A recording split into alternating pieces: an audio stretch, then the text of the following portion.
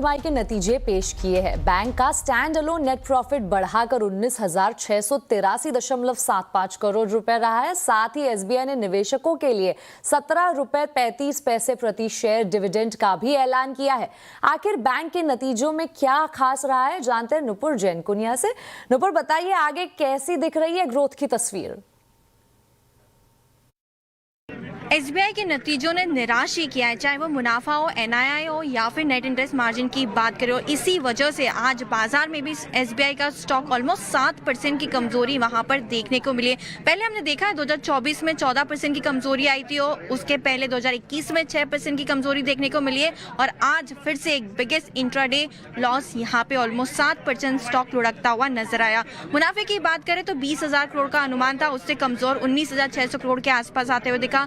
NII देखे तो वहां पर कमजोरी थी, अनुमान से कमजोर यहां पे आंकड़ा आते हुए नजर आया। और नेट इंटरेस्ट मार्जिन इंटरेस्टिंगली 3% के आसपास का अनुमान था, 2.9% के आसपास आती हुई दिखी डोमेस्टिक लेवल पे। होल बैंक की बात करें तो 2.8% की आपको नेट इंटरेस्ट मार्जिन नजर आएगा।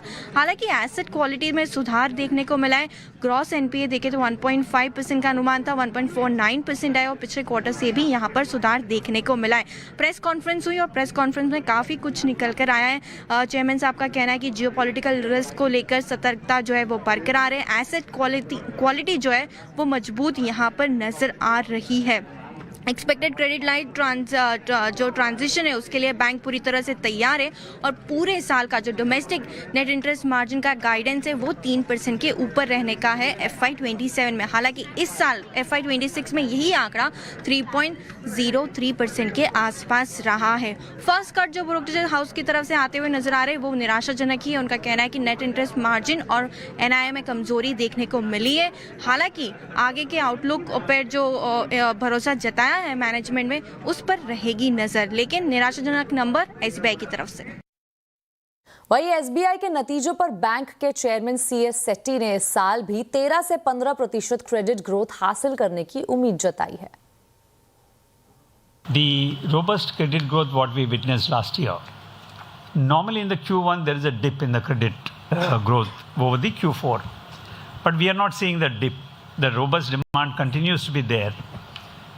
While still, I think to qualify whatever I'm saying, the macros play an important role.